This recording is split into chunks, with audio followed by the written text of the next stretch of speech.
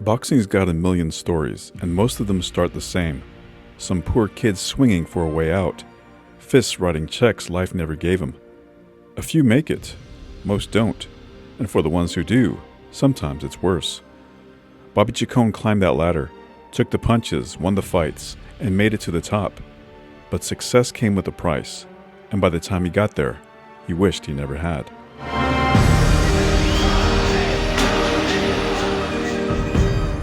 Bobby Chacon was the oldest of 7, packed into a tract house in Sylmar, California. His mother did her best. His stepfather filled the space, but the real lessons came from his uncles. 2 broken men, crippled and mean, who sent him to the liquor store with a handful of change and a note. They drank Seagram 7, the hard stuff, until it turned them ugly. Rage in a bottle, fists in the air, domestic violence on a loop. People beat you, you tried to forget, Chacon said. You still loved them. It happened again and again and again. By 14, Chacon was already lighting up. Weed first, then pills, then whatever would keep the ghosts quiet. By high school, it was cocaine and crank. And running away wasn't just a bad habit, it was survival. He bolted from home more than once, disappeared into the streets, found a place among the lost.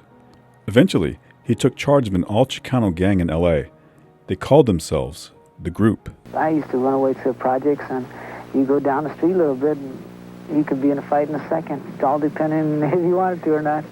Then he met Valerie Jin, a quiet girl, half Chinese, half Irish, who transferred into San Fernando Valley High School in 1968.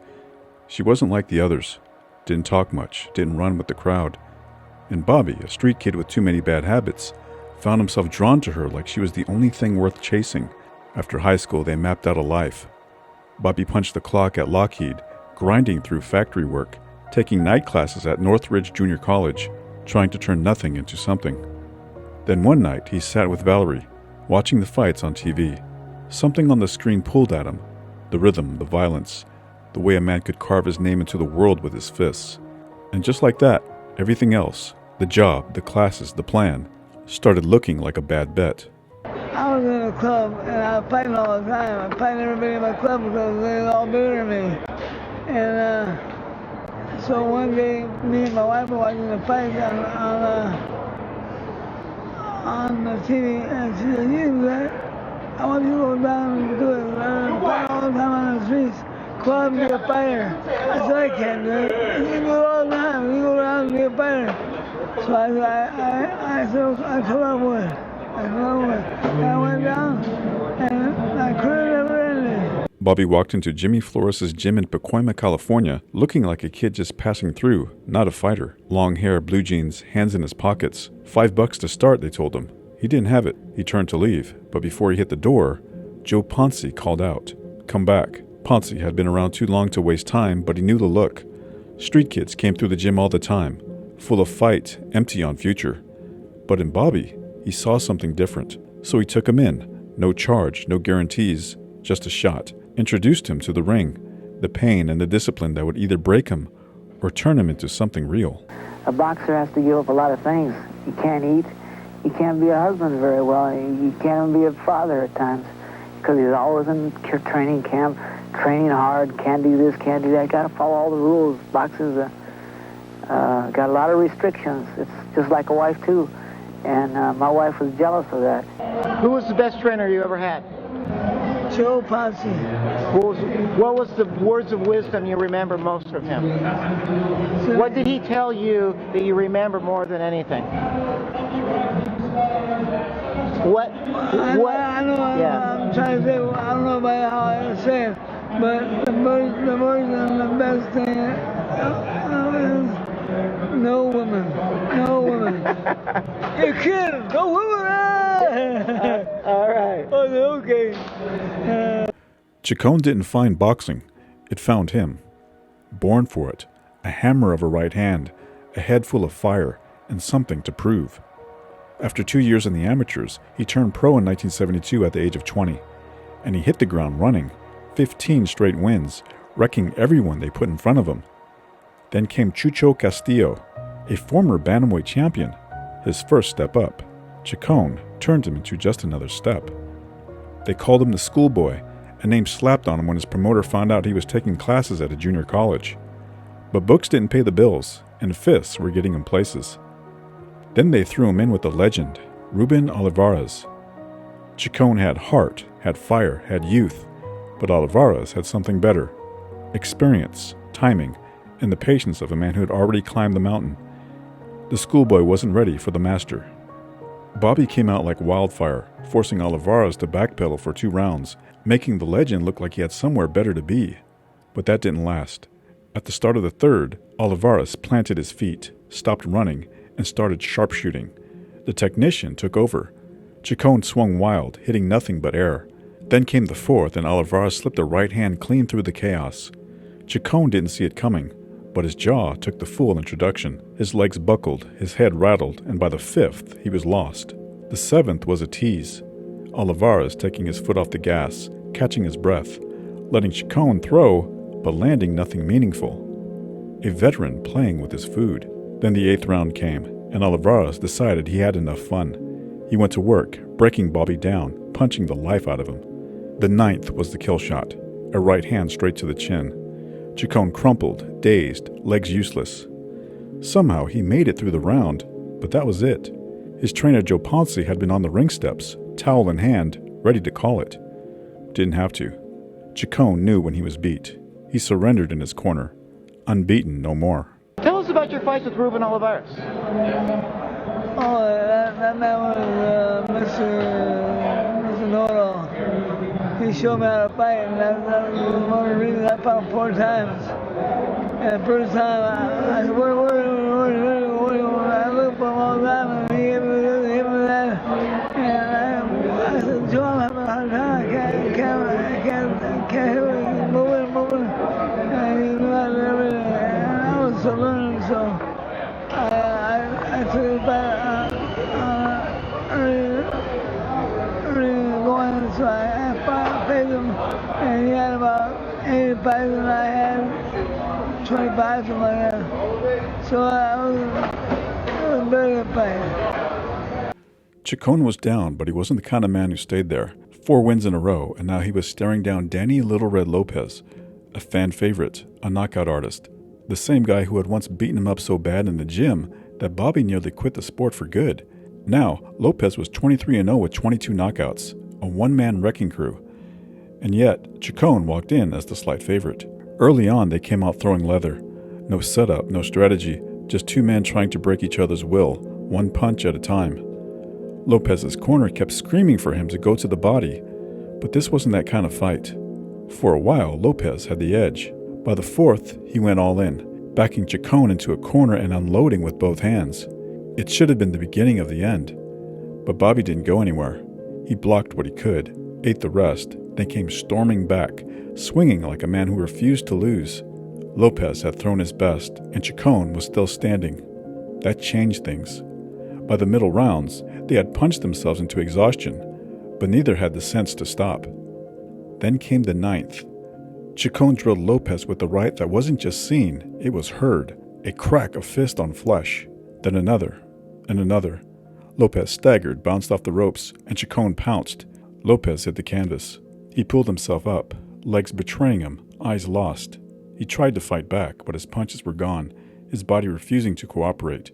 Chacon smelled the finish, pinned Lopez against the ropes, went to work. The referee saw enough. He yanked Chacon away, saving Lopez from himself. Chacon had just taken down one of the toughest men in the sport, and he wasn't done yet. 4 months later, Chacon stepped through the ropes, fists ready, eyes set, and took the featherweight championship away from Alfredo Marcano. 1 fight, 1 belt, and suddenly, the world was looking up at him instead of past him. You won your first title against Alfredo Marcano. Describe how the feeling was when you won your first championship. It's still hasn't gone away. I love it. I'm a featherweight champion of the world. And I'm the only man in the world who's a featherweight champion. I'm a champion. I feel great. Never better. Never better. Hey, how'd you know? How'd you know? Good. I know. Bobby Chacon had it all. Too soon, too easy. 22, a world champ, riding high, thinking he had the game figured out. Then he did what young men with too much success and not enough sense do. He fired the guy who got him there. Joe Ponce was gone. Chacon gained weight and his discipline went out the window. That's when the past came knocking. Ruben Olivares, the same guy who beat him before. This time it was worse. Chacon didn't even make it out of the second round. A performance so pitiful, so embarrassing, the California State Athletic Commission fined him for being so out of shape. Without Ponce in his corner, he was easy pickings. 6 months later, Bazooka Limon took his turn, pounding Chacon for 10 one-sided rounds. By the time it was over, Bobby's face was swollen purple. Valerie took one look at him and made up her mind. Enough was enough. The fights, the damage, the endless cycle of punishment. She wanted out. And she wanted Bobby out too. Chacon listened, for a moment, announced his retirement at 24, said he was done. But fighters like him don't stay gone. The losses chewed at him. The doubt, the whispers, the feeling that he left something unfinished. So he came back. He went at Olivares again. This time he didn't crumble. This time he gave the beating instead of taking it, boxing his way to a 10-round victory over the man who had once broken him. Bobby Chacon was back, and he was far from done. What did you do differently that got you that win in that third fight? I learned. You learned. I learned how to fight because then I would fight him and I didn't know how yet. I was very green and trying to learn how to fight. And well, I fought him. I had about 10 or more fights, and so I knew a little more. I should. Experience. Fueled by the high of revenge, Chacon went looking for more. This time it was Bazooka Limon, another old score to settle. He came in sharp, controlled, landing the better shots, winning the fight round by round. Then came the headbutt, accidental, but it tore Limon open. Blood spilled, the ref stepped in, and just like that, the fight was ruled a technical draw. Chacon knew better. The fans, the punches, the look in Limon's eyes, he had him. But in boxing, fair doesn't always make it to the decision. Bazooka Limon, tell us about your fights and your relationship with Bazooka. And me, I feel, well, you know, because of all this happened, I'm sure he hates me. Yeah. The first time he beat me, and I went over there and told me to go to Mexico and fight somebody. I said, okay, I know who it was. And I was in great shape for it. And I went over there and I was a little bit green. And so he was able to beat me and stay away from me and hit me and move. And I keep trying, but I couldn't catch him. And so that was, it went all the way, but I lost the fight because he was able to keep picking me, hit me and move, and stay away from me, and I couldn't get him, Where is he? And that's why he beat me. Is it true that you guys did not like each other? Who told you? This rumor I heard. Well, because he beat me the first time, he thought he could beat me any time he liked. And so I said, well, okay, punk. And I started not liking him too. And at the same time, I quit his clock. And so he said, he's just lucky this time. And so he might have me a third time. The second time, I beat him, and I took it back. They called it a draw. How could they do that? I beat him every round. I know, I remember that fight. He got lucky and they gave it to him. They gave him a draw because he, oh, look, I'm cut. I'm hurt. I can't say you see it. Call fight off. And so he did. And it was called a draw. Did he ever hurt you? I can't remember.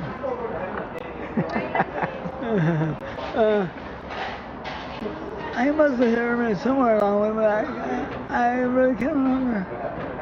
I was always in top shape from after the first time. And so he never hurt me again.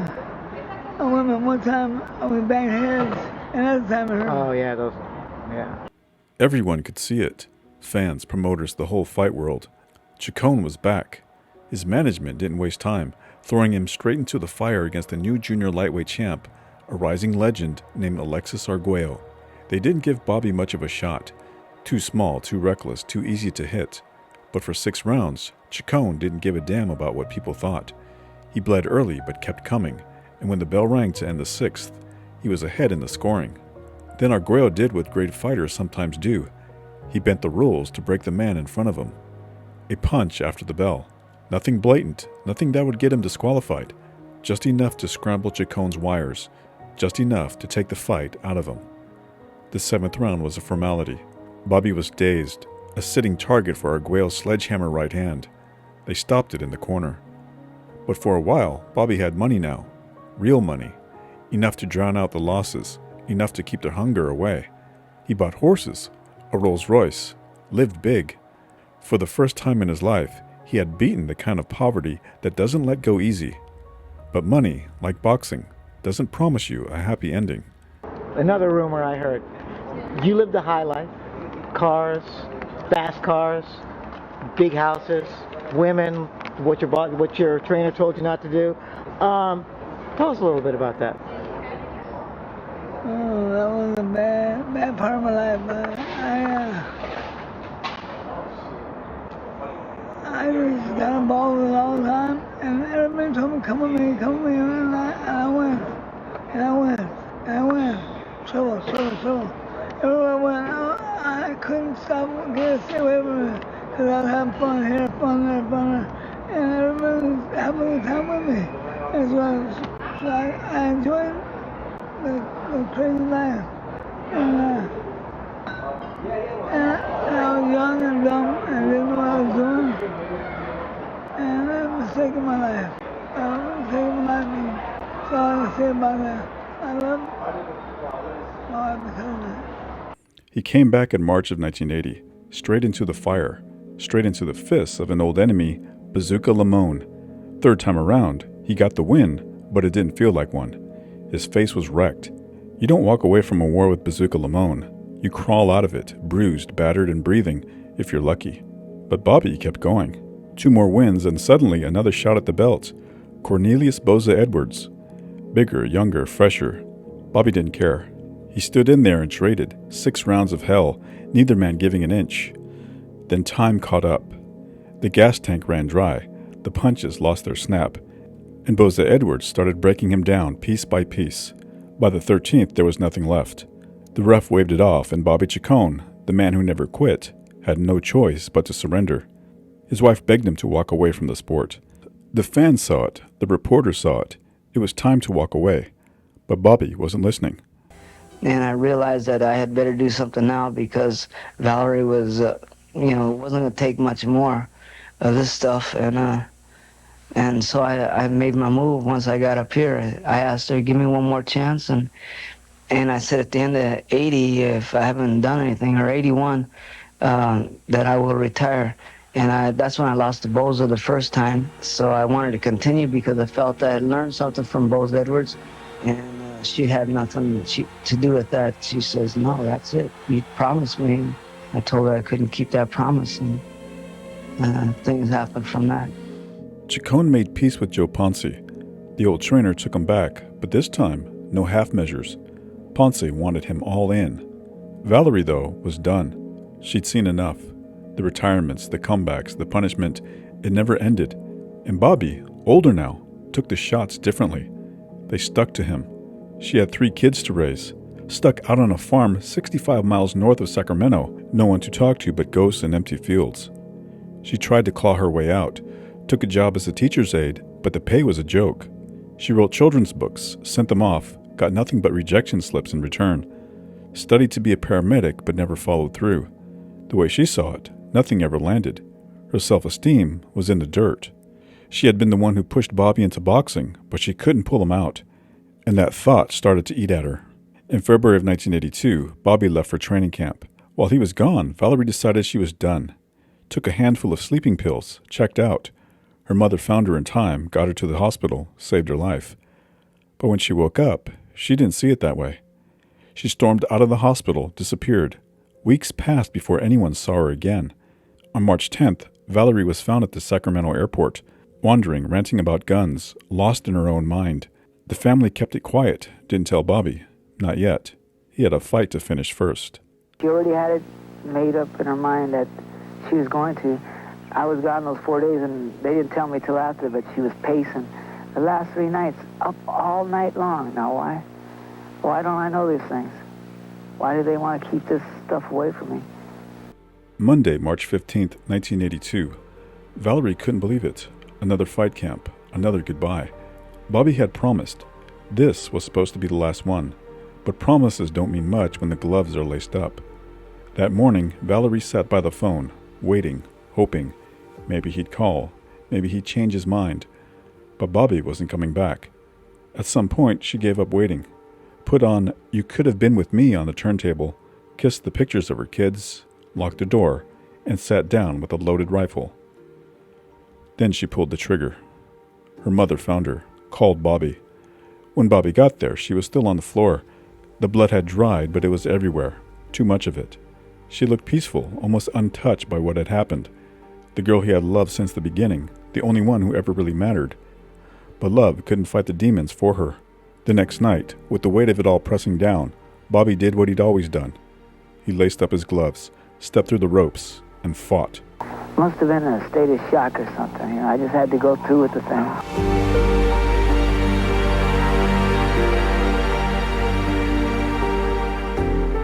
And it just gave me courage. We all lost something there. We'll all miss her for a long, long time. Amen. Maybe we'll catch up with her someday. I sure hope so. Bobby took all that grief, all that rage, and funneled it into his fists. He fought like a man with nothing left to lose, because he didn't. His wife was gone. The life they dreamed of reduced to a pile of photographs and ghosts. The fourth fight with Bazooka Limon was set. The last one. The biggest one. Limon, cold as ever, promised he'd enjoy handing Bobby another beating. And for a while, he did. He treated Bobby like an old heavy bag, landing at will, dropping him in the third, then again in the 10th. It could have been over. But Bobby had been through hell before. And when you spend enough time there, you either get swallowed by it or learn how to claw your way out.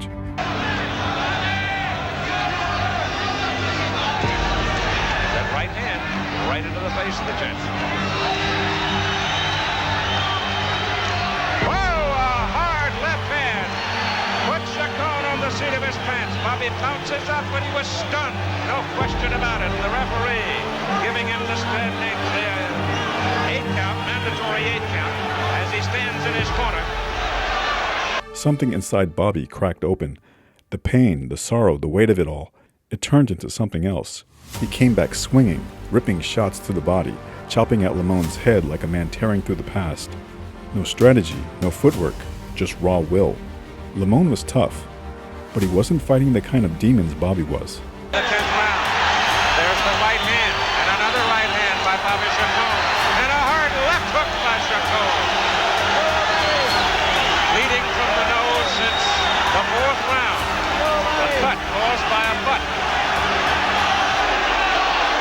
The cut has not really bothered him. Half a round to go.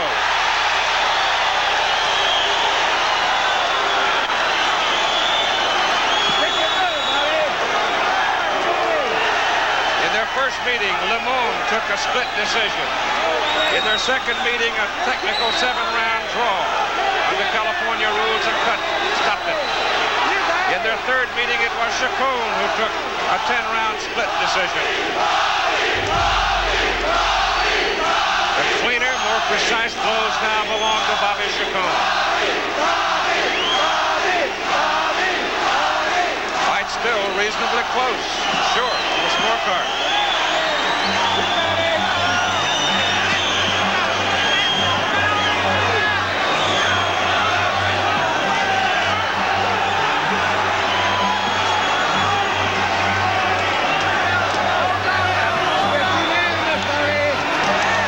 Left hand by Limon. And now Bobby Chacon gets out of there. Less than a half minute to go.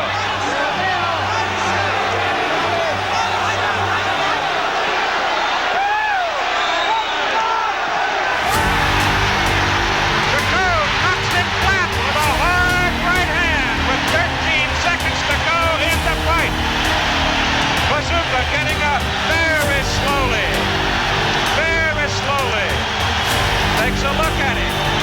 He wants to finish the fight. He knows he's in trouble. And the fight is over. So Bobby Chacon almost had the 41 to 140. And the other judge has it 142 to 141. That's Angel Guzman. All in favor of the new... It is Chacon. Bobby Chacon!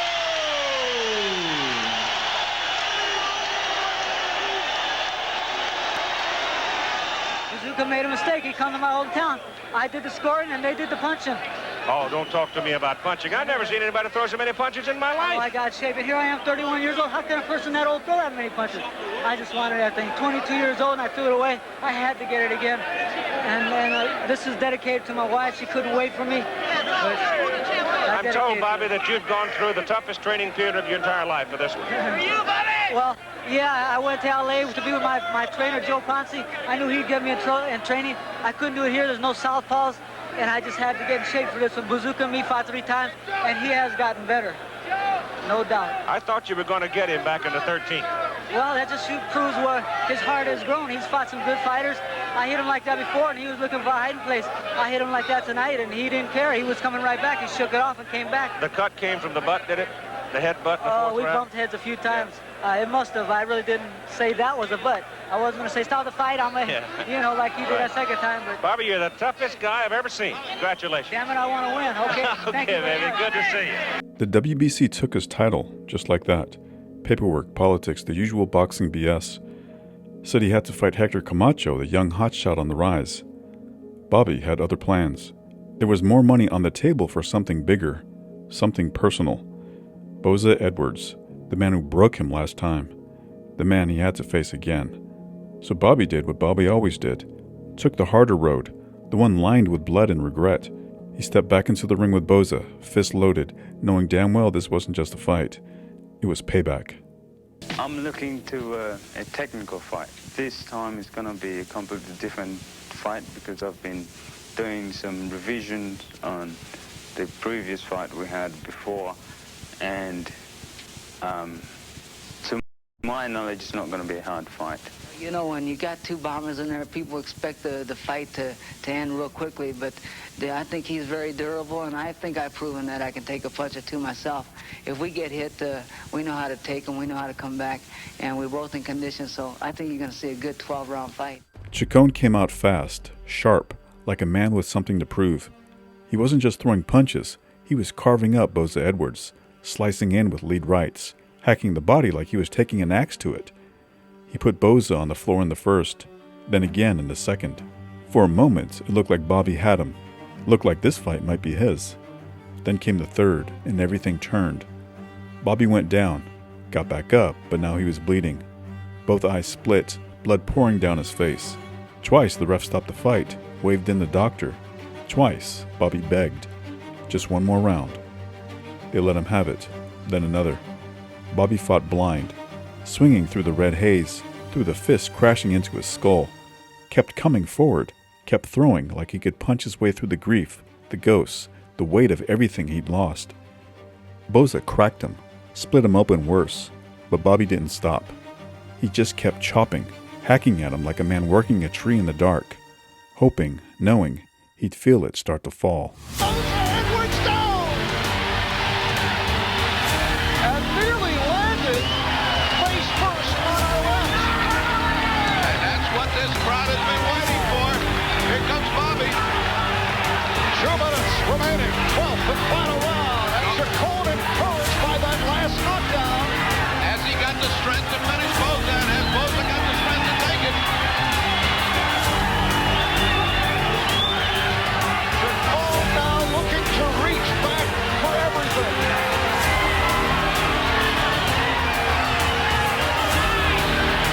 Boza has nothing. Boza has nothing. He has nothing on his punches. He's got to survive a minute 34 without any punching power and no legs. And slipping all over the ring is Boza Edwards. Bobby thinks he's got the fight won now. He's even doing a little alley shuffle. Boza Edwards nearly went down. That was more of a slip. He has no legs. Here comes Chacon.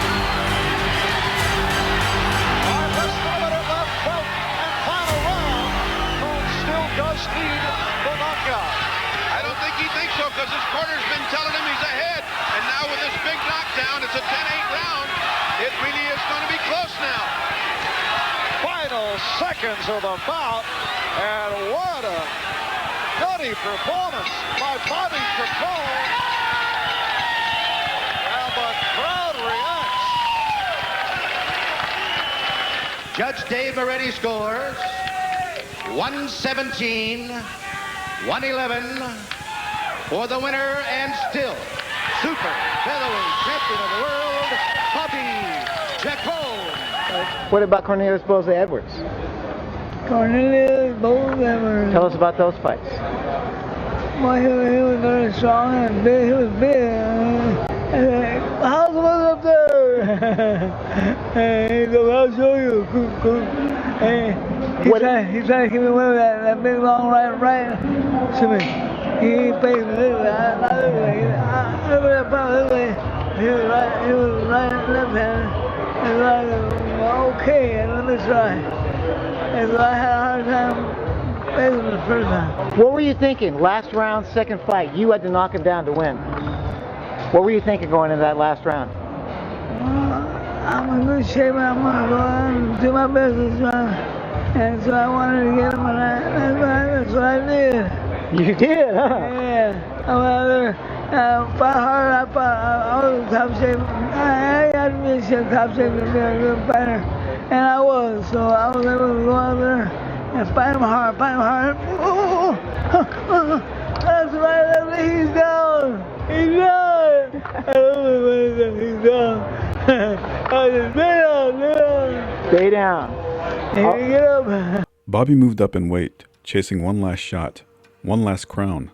Ray Boom Boom Mancini, young, hungry, built like a tank. Bobby had the name, the history, the scars, but Mancini had youth, and that was a currency Bobby couldn't spend anymore. He got battered, took his beating like a man. Another shot gone, another door closed. And just like that, the old demons crawled back in. The downward spiral had always been waiting. This time it put him behind bars, 3 months for beating his second wife. She left him. Boxing left him. He kept fighting anyway, his fists getting slower, his legs no longer listening. He finally quit at 36, but quitting the ring didn't stop the free fall. By 91, life hit him harder than any fighter ever could. His son, Bobby Jr., gunned down in the streets, another casualty in a war that didn't care about famous last names. Bobby kept slipping, drifting toward the edge. By his mid-40s, he was collecting cans, surviving off the kindness of those who still remembered his name. But memories fade, and so did Bobby. Then came the final opponent. Dementia. No rematch, no redemption, just the clock, ticking him away. He ended up in a hospice, a forgotten champion waiting for the last bell.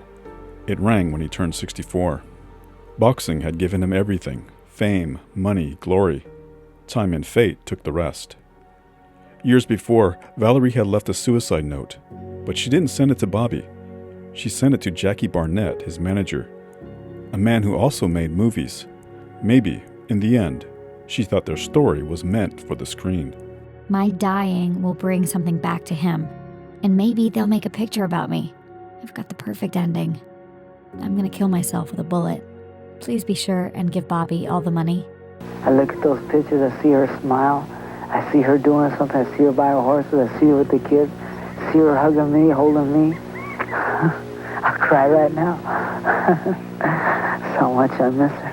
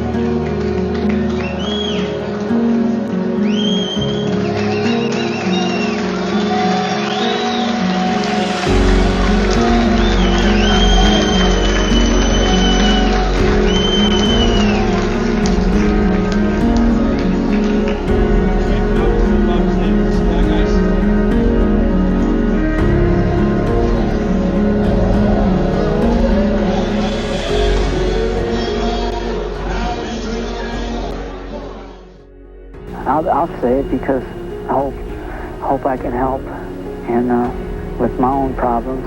I never thought things like this would happen to me, but they have, so they can happen to you too. Be careful. Be careful in what you do in your everyday life. You know, don't take everything for granted like I did. I was sure Valerie was with me forever.